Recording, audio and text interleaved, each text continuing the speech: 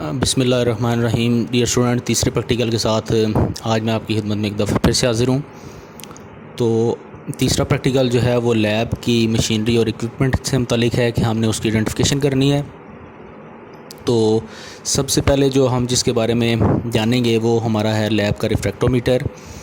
ریفریکٹومیٹر جو ہے یہ ایک ایسا اکوپمنٹ ہے جس کی مدد سے ہم فروٹ کی TSS یعنی ٹوٹل سالوبل سالڈس یا سالوبل سالڈ کنٹینٹس، یا دوسرے لفظوں میں اس کو کہتے ہیں کہ برکس یا سویٹنس جو ہے ہم اس کی فائنڈ کرتے ہیں۔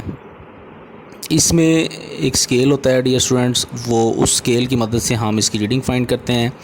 اس کے لینس کے اوپر ہم ایک ڈراپ جو ہے جوس کا ہم ڈالتے ہیں، جو کہ ریفریکٹیو انڈیکس کے تھرو اس کے برکس جو ہے وہ جوس کے بتا دیتا ہے۔ تو یہ فروٹ کی میچورٹی یا کوالٹی کے لیے یوز ہونے والا بہت امپورٹنٹ اکوپمنٹ ہے۔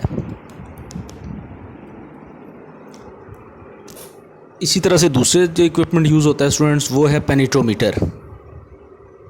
پینیٹرومیٹر یا اس کو ہم پلنجر بھی کہتے ہیں، یہ یوز ہوتا ہے فروٹ کی یا ویجیٹیبل کی یا ہارٹیکلچر کموڈیٹی کی فرمنس کو فائنڈ کرنے کے لیے۔ پینیٹرومیٹر دو طرح کے آتے ہیں، ایک ہینڈ یعنی مینول آتا ہے اور ایک آتا ہے کمپیوٹرائز پینیٹرومیٹر، لیکن دونوں کا مقصد جو ہے وہ اس کی فرمنس کو فائنڈ کرنا ہوتا ہے۔ تو سرفیسز ہیں یا اس کی تہیں جو ہیں وہ سیپریٹ کرنے کے لیے یوز ہوتی ہے۔ یہ مختلف پرپسز کے لیے یوز ہو سکتی ہے۔ سرٹن کیمیکلز ہیں، جس طرح سے میں نے بتایا کہ اسکاربک ایسڈ ہے، اس کے انالسس میں بھی اس کی ہیلپ کرتی ہے، پلس DNA انالسس ہوتے ہیں، یا اس طرح سے جو فردر انالسس ہوتے ہیں ان کو بھی فائنڈ کرنے میں، یا ان کے جو پروٹوکولز ہیں اس میں بھی یہ جو ہے وہ یوز ہوتی ہے۔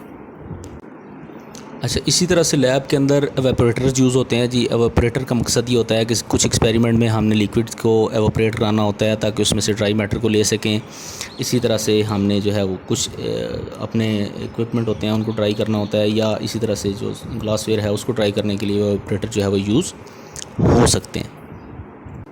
اس کے بعد ہے فیوم ہوڈ۔ جیسا کہ پہلے بھی اس کا ذکر ہوا کہ فیوم ہوڈ جو ہے وہ آپ نے پہلے بھی اس کا جیسے میں نے بتایا ذکر ہوا کہ یہ فیومز کو ایک سرٹن پوائنٹ سے ایگزٹ کرتا ہے اور اس کو لیب میں پھیلنے نہیں دیتا۔ جو ہمارے ایکسپیریمنٹ ایسے ہوتے ہیں ہیزارڈس قسم کے، جن کو ہم عام اوپن لیب میں نہیں کر سکتے، وہ اس کو ہم فیوم ہوڈ میں پرفارم کرتے ہیں، اور اس فیوم ہوڈ سے ہم ان کا جو سموک ہے یا فیوم ہے یا ویپرز ہیں ان کو سرٹن پوائنٹ سے لیب میں سے ایکسپیل کر دیتے ہیں۔